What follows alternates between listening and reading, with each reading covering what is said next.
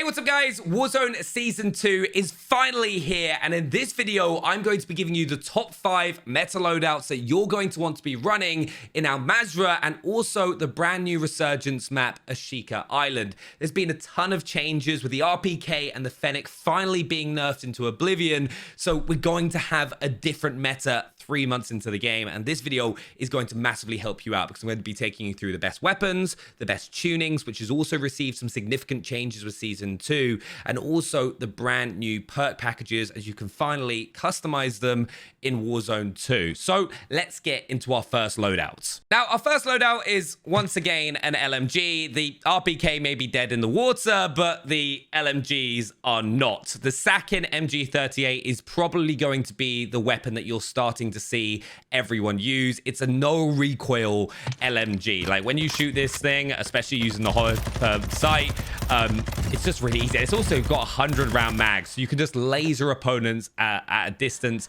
no problem at all. And even if they're running through smoke, thanks to that hollow therm. So on the gunsmith, you're going to have the ZLR Talon 5, which is tuned just like this. If you want to take any screenshots or anything like that throughout the video, please do so you can then adjust it yourself. We've then got the Bruin Warrior LMG underbarrel, which I've tuned like this. High velocity rounds, very important for long range weapons. It makes it a lot easier to kind of get that hit scan feel at targets at a distance, so you don't have to lead your shots as much. It also means that you can take full advantage of like that aim assist bubble around an opponent at a long distance, which is something that a lot of people overlook. We've then got the Bruin Q900 grip wrap, which is tuned like that, and then the SZ hollow therm, which I tune just like so. Then with this, I've got the brand new meta pistol. The as you probably saw, the X13 autos received quite a heavy nerf in Season 2, so those akimbos no longer going to be effective. But something they overlooked is a pistol that sort of emerged into the meta over the last few days, and that is the Basilisk handgun. This is effectively like a shotgun in a pistol. It's a 2-shot kill up close on someone that is fully armored, and this is the build that you want. You want the Bryson HTA trigger action, tuned just like so. Lasers are also now tunable, so you've got the Revo LSD7 MW laser, which is I've tuned like so. You've got like sliding hip fire accuracy, which you're never going to really use in Warzone, but sprint to fire speed, hip spread. This is actually like a pistol you want to ADS more, so hip spread not as key. You've got to have that 500 snake shot ammo, the S40 rapid loader, and then the SORO99 grip, tuned just like so. But honestly, this is a pistol that if you try and take targets off at a distance, like this is great for your ghost class or the first loadout you grab. But if you try and take distance shots, it's not very good, right? So you can't really trust it. This is something that you're going to use at like 5 to 7 meters. Give it a go. Trust me, it's not going to feel great in the firing range. Like you're going to be like, what? That's it? Still a 2-shot kill if you hit them, but firing range doesn't do it justice. It's a very close range pistol shotgun, and is disgusting as a secondary. Then I run smoke grenades, hands down the best tactical in the game. Flashes are probably my close second, and then I mix between frags, drill charges, and then claymores depending on the playstyle that I want to go for, and you'll see those kind of mixed up throughout all these loadouts. Now, perk packages have changed in Warzone Season 2. What you can do is you can go ahead and edit them, and you can choose the perks that you want now. It's no longer fixed perk packages. So if you want double time and bomb squad, you can do that. I've then got resupply and then high alert. But if you wanted ghost, fast hands, tracker, you can do that. It's all going to be personal preference, and there's going to be optimizations. I've got my personal preferences. This is kind of my favorite perk setup.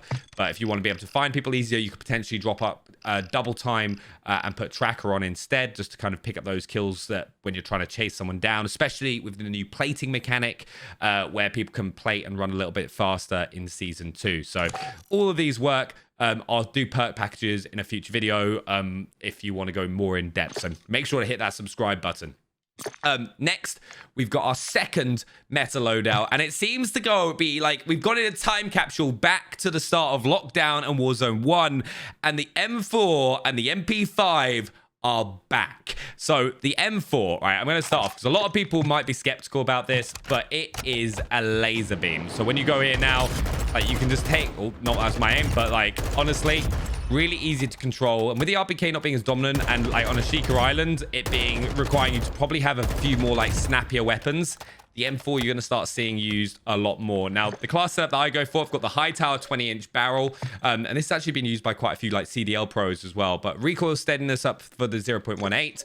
We've got the F-Tac Ripper underbarrel there for 0.39 and 0.14. We've got high velocity rounds. Like I said, my long-range weapons pretty much always have this, and that's just a little bit towards bullet velocity, and then recoil smoothness, the 45 round mag, and then the SZ holotherm optic. It's what I personally prefer using over the AIM-OP, just because I like using smoke grenades. And like a little tactic that I'll do is I'll smoke my feet, and then when I'm in a gunfight and just shoot through the smoke with the holotherm. It's like slightly overpowered depending on the skill bracket of players that you're playing against, but give that a go. If you don't like the holotherm, please go ahead and use the traditional AIM-OP, which is somewhere in here. Like you can never find it when you need it, but yeah, the AIM-OP optic is probably the other one that you want, which is right there if you don't like the holotherm. But the M4 is back in Season 2, and then we got the MP5, or the Lockman sub.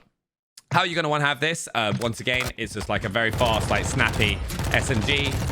SMGs in Season 2 just seem to have had that kind of mid-range damage bracket, kind of lowered. The Lockman's one of the few that can still sustain it.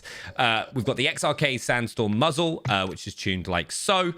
We've then got the 40-round mag, the Lockman TCG 10 rear grip with aiming idle stability, and then I don't touch it on the left. And then we've got the LM stockless mod, which has no tunings. And of course, lasers are now tunable in Season 2. So we've gone down to sprint to fire speed and then aim down sight speed.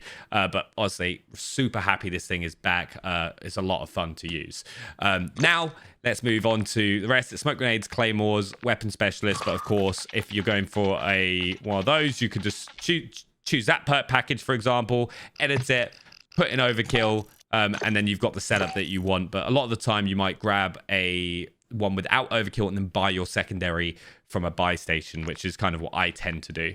A gun that I'm actually really excited about in Season 2 is the M13B. It received a damage buff, which is great to see. And I always thought this gun had a lot of potential just because the high fire rate and practically no recoil whatsoever. It will just beam players, especially in solos and Ashika Island. If you're playing a lot of Resurgence, the M13 might be a weapon that you really want to use just because that high fire rate, and if you can get that headshot modifier as well, people just drop. The build that you're going to want there is the Bruin Echelon 14-inch barrel, tuned like so. We've then got the F-Tac Ripper underbarrel, tuned like so.